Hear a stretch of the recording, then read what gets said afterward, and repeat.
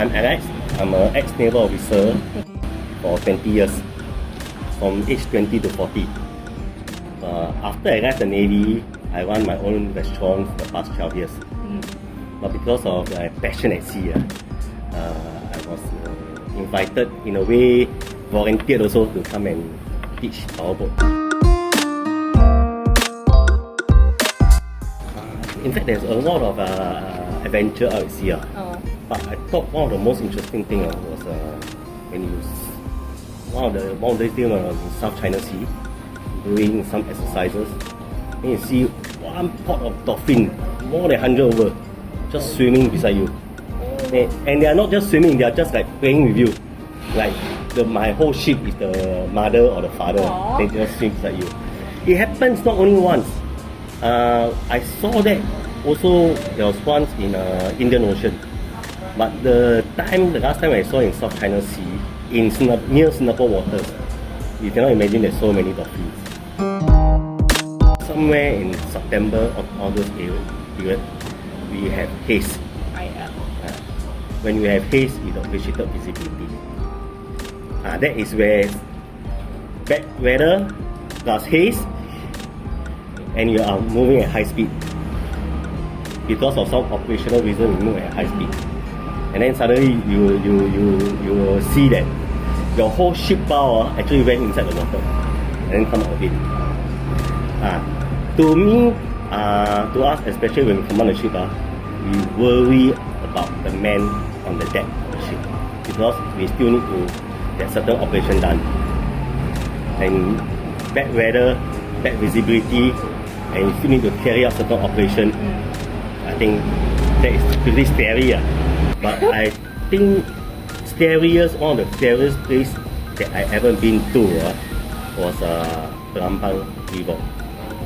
If you remember MI-185, Silk Air, our Silk Air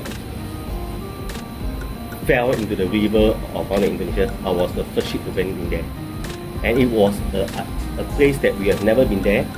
My ship was the first to be there. I was then the executive officer. The tidal stream, because of the shallow water, is very scary, the way to maneuver the ship. There's something called the underwater effect, shallow water effect. And also you have to go alongside another big ship. You've never been there before. The place is narrow, the place is shallow. You only have less than 24 hours to prepare to sail the ship because there was an emergency. And with all the information required, all the chart, and along the way there, that is where you plan all your work. And to sail into the river is really scary for the first time. Right, to search for the lost plane. Eventually we found it. This is very sad because what we found, most of them are body parts, not a full body. Command Mine Hunter. Mine Hunter is a ship that we look for underwater mines. Not in Singapore, but I actually had a real mine hunting operation off Indonesia, where we combined with the Indonesian Navy to detonate World War II mines. But that one is about 20 years back. Okay, you see here, the thing is, when you have to be very, very careful when you do a mine hunting operation, because you don't know how old is the mine. Mine can be detonated by underwater, can be detonated by a lot of ways. Ship passing by, created pressure, sound, acoustic sound by the propeller. So we have to stay a very far distance. After detecting the mines, when we confirm that it is an underwater mine, we have to come out to a certain distance, and I bring my underwater submarine towards the mine, put a charge, and detonate the mine. It's exactly like what the army do on land, but we are doing in underwater. Underwater current is no joke. Okay, there's two ways to do it. Either you use divers, or you use remote control vehicle. But of course, for safety reason, my choice is always a remote control vehicle. Actually, I tell you, Singapore is a very amazing place to go, especially at night. Because when you go at night, you know the Shenton Way area, the MBS, when you travel along East Coast towards Raffles, you see the light silhouette. That one you don't find in any other country. Maybe certain part of China, yes, but certain part of Hong Kong, yes. But in Singapore, that sight is amazing, seriously amazing. Especially after a long operation out at sea, when you see the Singapore silhouette, you know you are coming home soon. That kind of feeling at high speed. And the very good thing about Singapore waters, along Singapore Strait, we have this traffic separation scheme. You'll notice that all the boats, they will just queue up accordingly, go accordingly. Although the sea is open, but if everybody follow the traffic separation scheme properly, you will see all the boats are moving on the correct direction. Actually, you see, I've been in the Navy for 20 years.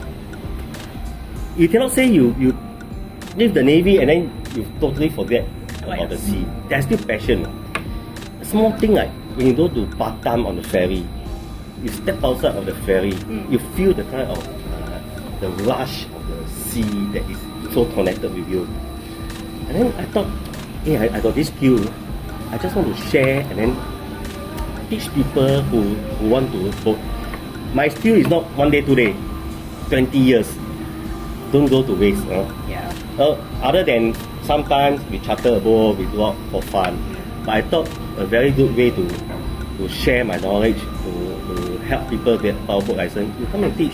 But every time seriously, I've been teaching so many students, everybody is different. Every skill is different. Everybody psychomotor is different. But it's a joy where you're able to teach them how to do a man overboard recovery properly.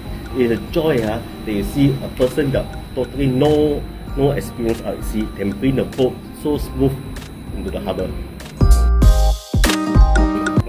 Okay, for my student, we always talk about safety. Okay, you want to go out at sea, you make sure you have your life jacket. You make sure you have your safety equipment already. You make sure you know at least what is the weather ahead, because weather plays a part a lot when you're out at sea. So safety is very important before you want to go out to sea. The other thing, that advice I would say, practice, seriously practice. Sometimes when I do training for first timer, a lot of people wanted to give up. It's so difficult. You know, bicycle, car, I just step on the accelerator, move. But boat, you got to look out for wheel, look out for tidal stream, and the engine is not as so fast reactive as car. So practice, don't give up. I've seen a lot of people who almost give up 1 time, 2 times. Once they acquire certain skill, they build more confidence. They expect they won't come back. And I see a lot of people got their powerboat license. Oh, okay. I tell you, see, I did poor in Chinese. Before, in the Navy, we all use English. And I actually taught quite a few Chinese students, not as in theory, but in practical. And these are some of them are totally no experience in boating. And you are when you see them able to pass their powerboat license, you also feel very satisfied. They also feel that they will call you and they use, oh, 教练 I passed, you know. You feel very happy. Yeah. And then sometimes they also invite me, hey, you want charter a boat, no? Then we go and play. No, not yet, because I'm pretty busy with my restaurant thing. Okay, of course, both are enjoyment. I would say it's really fast. I enjoy going fast on the jet ski. Jet ski is really fun because it's more like a comfortable car or a motorbike. The joy of really slow sailing is also very nice, relaxed. provided you are in an area where the traffic is not so high.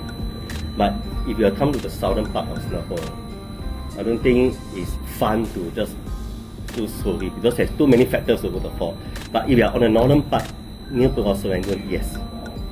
For fast, for slow also can, because the traffic is slow.